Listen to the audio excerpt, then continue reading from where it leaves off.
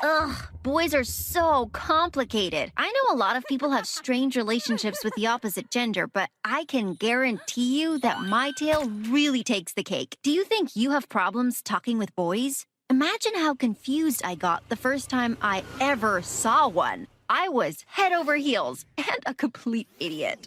That's right, I didn't see a boy until I was 17. I didn't even know there were other genders besides females. I'm really not kidding. You're probably wondering how that was possible. Well, that's kind of a long story, but I promise it's worth the wait. Before I go into any of that, don't forget to like this video and subscribe to our channel. If you do it, your crush will send you a message in the next 2 days. I promise. I didn't grow up with the concept of a crush or romance. Instead, I was raised in a very alternative way. When I was just a baby, I somehow ended up in the middle of nowhere in a big house filled with only women and girls. We did everything together. We referred to ourselves as a commune, but in retrospect, it was more like a cult. We all wore the same clothes and had our hair done in the same way. We all looked eerily alike. To outsiders, it was like we were all sisters. In actuality, the headmistress decided what we would look like and gave us little makeovers to be her walking clones.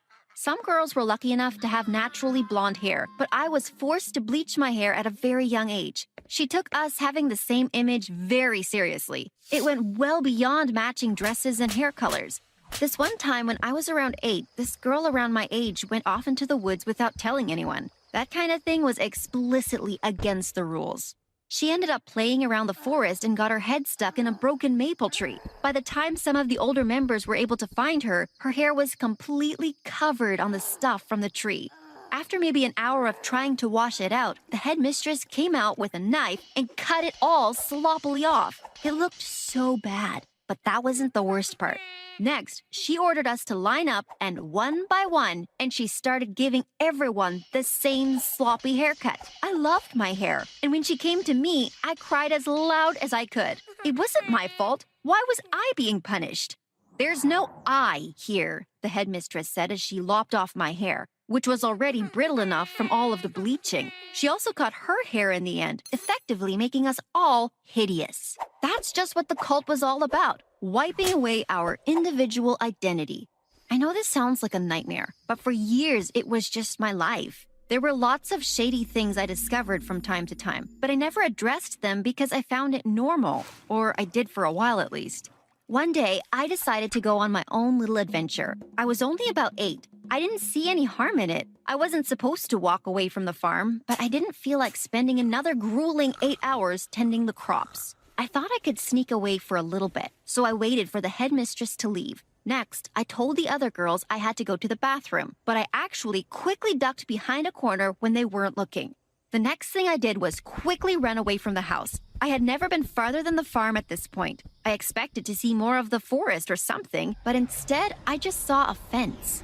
It wasn't a pleasant picket fence, though. It had barbed wire twisted around it everywhere. Next, I heard the headmistress. She sounded like she was on the other side of the fence, but I couldn't see. I tried to lean up for a better look on the other side, but ended up cutting my hand up pretty bad. I immediately shouted out in pain, and before I could see where she came from, the headmistress was right there. She wasn't worried about me getting hurt, though. She was very angry. She didn't bother to help me bandage it up and instead dragged me back to the rest of the girls while I was crying. Next, she pulled me up by my arm and started lecturing all of us. First, about how irresponsible we were that someone could get away so easily, and then about the dangers of leaving the protected grounds.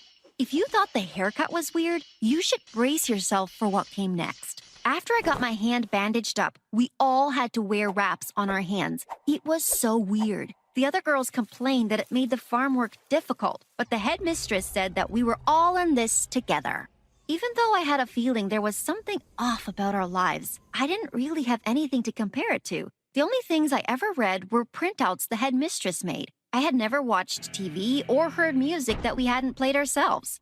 I honestly thought that the world just sort of ended beyond the walls. The headmistress explained how we lived at the center of the world, and beyond the fences, it was full of monsters and the unknown. I know some of the things I used to believe sound so stupid, but try not to judge me. It's all I ever knew. You're probably wondering how we kept ourselves busy in such a small world. Well, it wasn't easy at all. First off, there was a lot of praying. My entire existence focused around this religion that the headmistress made up on her own. Our beliefs focused on the importance of discipline and hard work. Anytime we weren't out on the farm, we were praying.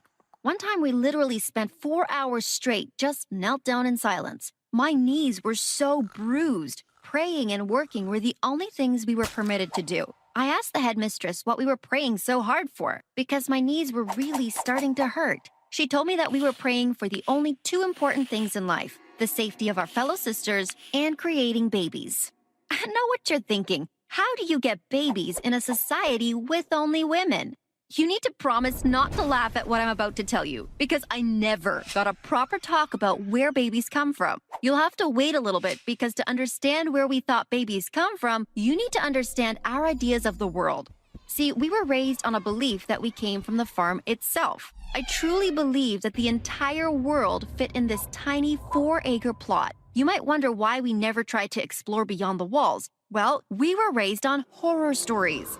One day, we didn't have enough vegetables growing on the farm. The headmistress made us cut our portions in half. I was so hungry. I asked her if I could go try to find some food beyond the wall, or maybe even set up a new farm where maybe the ground was more fertile. She warned me that if I went beyond the walls, I would be gobbled up by massive monsters. She told us about big monsters made of metal and flashing lights that would swallow us whole just for fun. A part of me wanted to be skeptical of this, but people did disappear from time to time. I didn't really understand until I was a little older, maybe around 11. We had a roll call every morning after our sunrise prayers. One day, Sarah, the girl who always stood next to me, wasn't there. I assumed she was sick, but I didn't see her at all. During lunch, the headmistress came to announce that during the night, a magical force had drawn her away and she was eaten by monsters. I was so scared. She warned us all never to go outside of the fence, no matter what we saw. Now, I thought this was all crazy until I saw one of those monsters with my own eyes. It was a giant, flying, buzzing monster. Next, we all ran inside and called for help. The headmistress ordered us to pray for our safety. We knelt together for about 8 hours in prayer and were so relieved when our headmistress let us know that our prayers were heard and no one was to be eaten today. Some of you probably already figured out what we wasted our time praying away: an airplane. It might seem silly to you, but at that moment, I never felt stronger. This was the proof I needed to completely dedicate myself to our way of life. I stopped questioning what we did and became a model member of our community. That night, we held a little funeral service for Sarah, and I led the prayer. Like all the other times before, we didn't have a body to bury. Instead, we buried a pair of her shoes into the ground in hopes it could help nurture the earth and make new babies. We were told that we were all grown from seeds deep inside the ground. This is why we had to work so hard on the farm. If we slacked off on the farm work just one day, we would risk losing all the new babies that were supposed to bloom that season. And this brings us to the biggest lie of them all. Now I'll explain how we got the babies exactly. It's pretty hard to get babies without any men around, of course. Well, the headmistress did the unthinkable and lied to us all about it.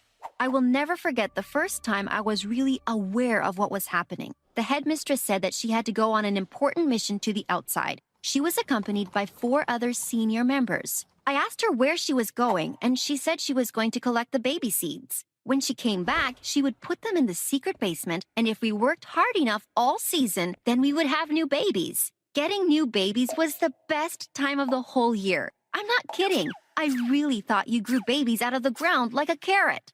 I love babies. It was a rite of passage for the older girls in the commune to get a baby of their own to name. We would then raise the baby together. When I was turning 15 and finally coming of age, I tried to learn everything there was to know about babies. And when I felt I was ready, I asked if she could help me grow my baby. The mistress thought about this for a moment. Then she told me I have to work harder and I have to prove my loyalty to the commune. Having a baby is the highest honor of the whole commune. The following years, as I went up in rank, I got more privileges to explore the property. The day of my 17th birthday, the headmistress asked to meet with me. See, since we held work at such a high honor, our birthdays were celebrated by getting a new job. For the most part, this meant switching our duties on the farm and rotating out of your old job. I had kind of expected to be switched from pumpkins to apples, but I was shocked to hear she had a much bigger job in mind. She enlisted me as a watchguard for the perimeter. I was told it was a very important and dangerous job given to only the most trusted officials. After this, she would make sure to grow me a baby. It was my sole job to walk around the perimeter the whole day and make sure no one was coming in or getting out. She entrusted me with the sole piece of technology I thought we carried on the estate, a walkie-talkie. As someone who never really ventured near the fence, I didn't think it would be such an active job. You would actually be surprised by how life-changing this promotion was. One day, when I was making my rounds, I experienced the most traumatic thing in my life. I heard the sound of branches breaking on the other side of the fence. I immediately called the headmistress. She told me to go back to my room and she would take care of it. My curiosity got the better of me, and I decided to blow out my candle, shut off my walkie-talkie, and duck behind a bush to watch. Sure enough, a few minutes later, the headmistress showed up. She was holding some contraptions I had never seen before. I have since learned the names of these two objects. The first was a flashlight. It lit everything up so much better than the lantern. I could see everything. I could now see that the sound of the branches breaking was Missy, one of the teen members of the community. At first, I felt some relief that there weren't any dangerous intruders or evil monsters. It didn't take long for those pleasant feelings to leave me. Right after Missy started apologizing for leaving, the headmistress pulled out the second contraption. What I know now was a gun. Missy immediately started running again, and the headmistress chased her until I couldn't see them anymore. Next, I heard a big bang. I didn't know what a gun did, so I just assumed a giant tree fell on them.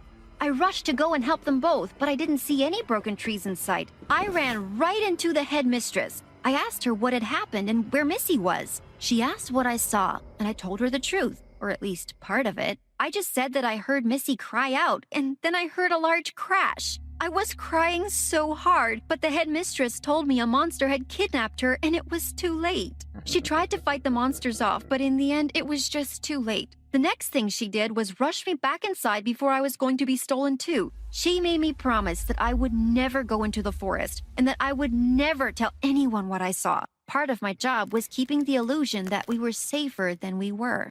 Something just didn't add up for me. I was curious to know what deviant force had convinced Missy to cross over the fence. Little did I know I was about to find out for myself. I was just going about my regular rounds when I heard a loud rumbling sound. There, approaching the fence, was one of the monsters the headmistress had talked about. It was large with two large glowing eyes on the front, and it looked like there was a person trapped inside. I couldn't see what they looked like, but they were waving. How was that possible if all the people in the world were within these walls? I called the headmistress using the walkie-talkie and told her what I had seen. A monster holding some poor girl hostage. The headmistress told me to immediately go home, but I wasn't about to let someone else fall victim to a monster. I shouted at the person to hold on. I was going to rescue them. That's when the person came out from the monster. They were not like any girl I'd ever seen. They were super tall with broad shoulders and hair all over their face. They spoke with a super deep voice that made my stomach drop. Hey, hey, hey, they said. What's all the commotion about? Are you okay? My mouth went dry, and I couldn't get any words to come out at all. What was coming over me? It felt like I had butterflies in my stomach, and I couldn't think of what to say. Oh, wow, you're actually kind of cute. I didn't know what to say, but my face got so red and hot. I was uncomfortable, but in a good way. What was this feeling? Next, the headmistress showed up. She ordered me to get away from that boy at once. Boy? I hadn't even heard that term. The boy suddenly got very defensive. He yelled at the headmistress, asking if she was crazy. He asked what she was doing, having some teenager locked in around barbed wire. He looked back at me and told me to come with him, and he'd get me out of here if I wanted. She does not want that, the headmistress yelled. I was already halfway on the fence, ignoring the barbed wires and all. It was like I had no control over my body and some kind of primal instincts were kicking in. If you cross that line, Missy, you'll never be allowed back here ever again. Mark my words. My body had already made up my mind, though. I don't think anything in the world could have stopped this urge to follow this boy. The headmistress stormed off.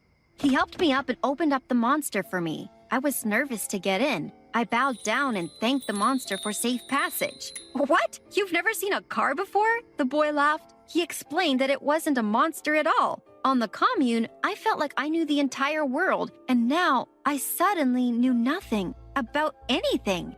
As we were driving along the city, I saw so many things. I asked to stop at everything. I had never seen street lamps or puppies or even a lake. Everything was so scary and new. Carlos, as the boy was called, patiently drove me around explaining everything. I was surprised when we finally found something I could explain to him. Nailed right on one of those trees was a picture of my sister with the words "missing" printed on it. I shouted at him to stop the car and we hopped out. Next, he asked me what was going on, and I explained that this was the picture of one of the sisters that just joined the commune last month. He said that we needed to report this to the police. The child had been abducted from her home around that time. Impossible. We went down to the station and they pulled up a bunch of missing children's reports. It turns out all of the children that had been grown at the farm were actually just stolen. I asked if they could find where I had been from, but unfortunately, the records didn't go that far back. I led the police back to the commune, where they arrested the headmistress, along with some of the senior members, and took custody of all of the minors there, all 50 of them. The minors were to be returned to their homes or put up for adoption. As I would be counted as a legal adult starting the next month, Carlos said I could just live with him. He was going to teach me what love was.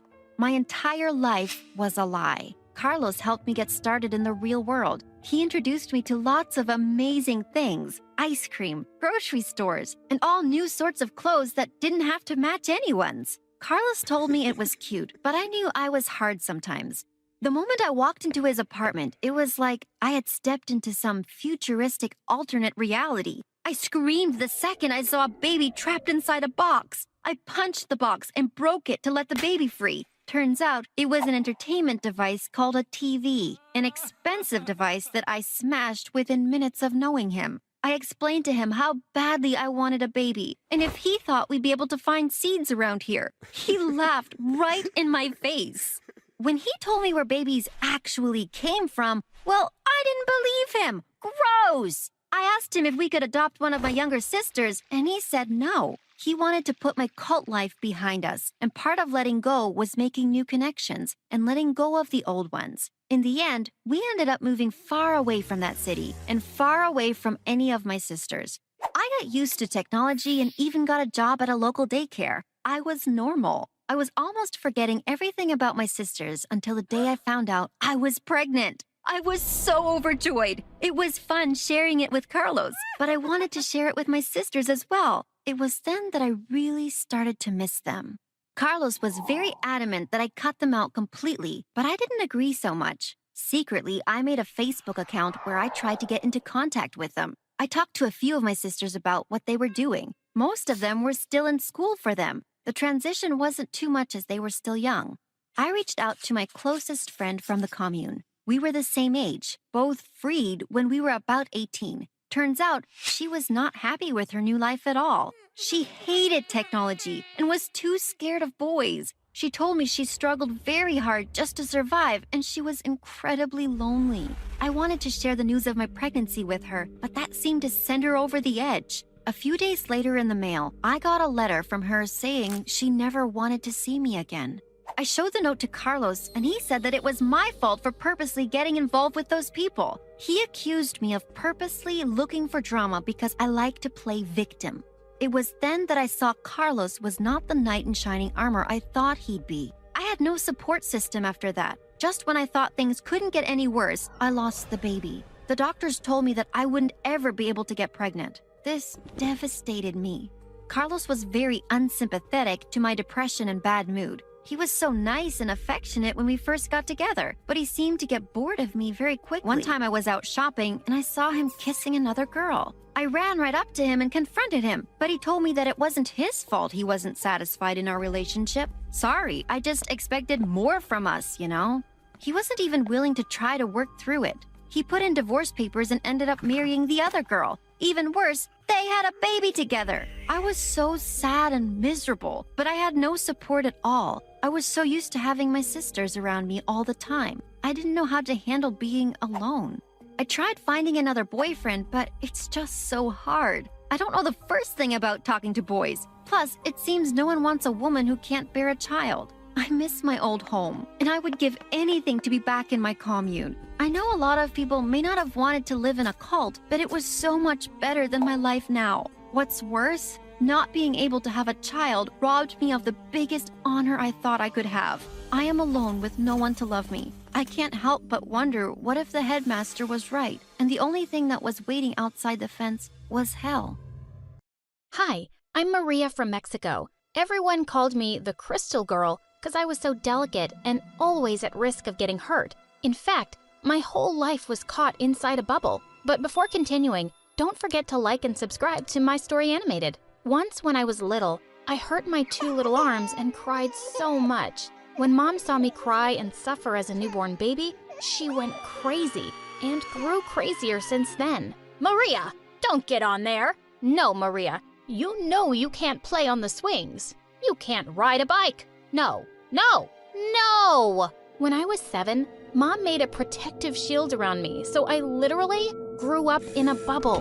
Life was not easy living like that. I never had friends. I never went to birthday parties, movies, the sea, or shopping. My whole world was those 4 walls inside my house. I was even educated at home. Mom played at being my classmate. Is there anything more creepy than that? Maria, do you want us to go to recess together? Mom, you're not a girl. You're my mother. I want to go to school. Please, I beg you. Oh, Maria, how funny you are. Let's play in the yard. The one that arrives last loses. I hate my life. The years went by. Mom decided to change the bubble models, and I got them air-conditioned. My life was boring, very boring, and Mom was becoming crazier and crazier. One day when I was 9, Mom left the front door open. I tried to get through it, but my bubble got caught in the middle of the door frame and I was trapped there for 3 hours. All my neighbors saw me and made fun of me, but something that I had never seen in real life approached. A little puppy. I managed to get my hand out of the bubble and touched it. The puppy drooled at me, and it was the grossest and most exciting thing so far. Of course, Mom punished me.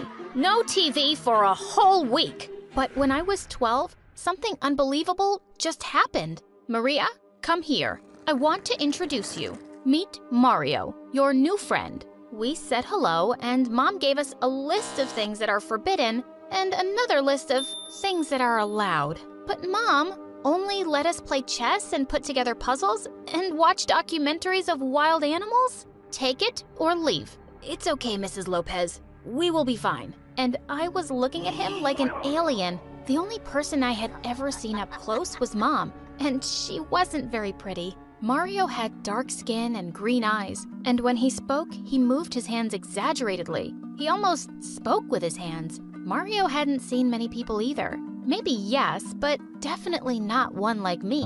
Mario became my best friend. With my mom looking at us all the time, we invented a secret language through chess. Maria, I have to talk with you. Tell me, Mario, I'm in love with you. And I'm in love with you. Are we a couple? We are. Mario and I became inseparable. We communicate telepathically. One day, Mom had a very bad cold. She sneezed, coughed constantly, but thanks to the cough syrup, she fell asleep. Yep, it was my time to get closer to Mario. Psst, Mario, come here. Are you sure? Yes. And this is how I got my first kiss. What do you two think you're doing? Mario Pinto Fresias, get out of here right now. Do you want to spread a plague to my daughter? No, Mom, please. Mrs. Lopez, please, don't hurt me. And so I was locked behind Mom's bars again, and I never saw Mario again. My heart was broken, but Mom didn't care. I became a very quiet teenager. I read the books that Mom bought me. With not many options, I made up a parallel world within mine. When I looked at an illustration in a book, I managed to get inside it with my mind. I was in the jungle. I stroked elephants. I fought with lions. Another day, I flew to the moon. I was an astronaut, and I nailed a flag on Mars. One not-so-fun day, I got into a scary story, and I quickly fled from there. Another 2 years passed, and no one came to rescue me. When I turned 16, I managed to convince my mother that I wasn't going to break into 1,000 pieces. My method was not very conventional. Maria Lopez, get down from the top of that table right now. You will get your hand broken. You already know that you are very delicate. I'm not getting off, Mom. I am not made of glass. Enough, Maria. You are punished. I'm sorry, Mom. I'm 16 years old. You can't have me in a bubble anymore. Well, no bubble, but you will take these pills. What pills are those? No questions. You take them. It sounded better than the suffocating bubble, so I agreed to take those remedies. But strangely, I started to feel weak, practically unable to get out of bed. Those days passed me like a nightmare. I was totally scared. I didn't know what would happen to me, and my mom was getting crazier every day. I turned 17 and decided not to take my pills anymore. When Mom brought them, I was lucid enough to start pushing them aside in my mouth. When Mom left, I spit them out and hid them in a jar. I was better without the pills, but I didn't want to hold on anymore. One night, I decided to flee. At the train station, I made a list of all the dreams that I had been waiting to fulfill and that I had only imagined. To travel, parachute, go to a water park, learn to swim and swim in open water, run a karting race, try an exotic food, make friends, take revenge on Mom, fall in love, write a book. All these dreams looked impossible as I had nothing but myself and my bag. To travel, I needed money. I started singing on a corner, and with the money I raised, I was able to get away from there. I danced in the rain, I made friends, I could feel what it feels like to be alive. At last, the jail was over. One day I climbed a cliff, and when I was there, so high up, feeling that I could breathe freely, I thought of Mom and all that she made me miss by not leaving her house. I told myself I was never gonna let anyone lock me up again. And of course, I fell in love. Jose, the guitarist, had olive skin and the most beautiful honey-colored eyes. We spent a month together and he was a great traveling companion. I didn't want to tie myself to anything or anyone, but Jose couldn't understand, and he left. I had my list of dreams to fulfill, and that was all I had in mind. I traveled and traveled, did things that thrilled me. When I ran a go-kart race, sadly, I had an accident, and I broke down. That's not because I am made of glass. It just happens when one lives. It strikes. But while I was unconscious, they called my mother. When I opened my eyes for the first time after the accident, I saw her huge, on top of me. I felt totally collapsed. It was like the freedom and happiness I had never existed. Easy, Maria, my little one. Here I am to take care of you. Look how you ended up. No, Mom. I don't want you to take care of me anymore. You make me sick. Sorry, Maria. Here's the rule. I have your custody because you can't take care of yourself. You won't get away with it. I think the medication is confusing you a bit. Mom is going to take care of you. Stay calm. And just like that, this doctor was whom I could talk to telepathically because, coincidentally, it was Mario. Mario, thank God it's you. You have to save me. Of course, Maria. I'm never leaving you again. Ma'am, are you responsible for this young lady? Yes, I am the only one responsible. She is very sick and she cannot take care of herself. Mario, tell this to Mom. Exactly everything I tell you. Very well. What a good mother. So devoted. As you know, your daughter has a very serious fracture. We're going to operate on her. No, I will not be separated from my daughter again. I'm going into the surgery room with her. Please, have a glass of water. We put Mom to sleep with a powerful sedative. We left her at the hospital. Mario left a very clear indication. This patient must start psychological therapy. And because of that, I took revenge on my mother. And at the same time, I fell in love. And so, I checked my wish numbers 8 and 9 off the list. Mario asked me to marry him, but I said no. I didn't want to get married yet. We have all the time in the world. And so, we wrote a new wish list, but this time together. Wondering what happened to my last wish? Write a book?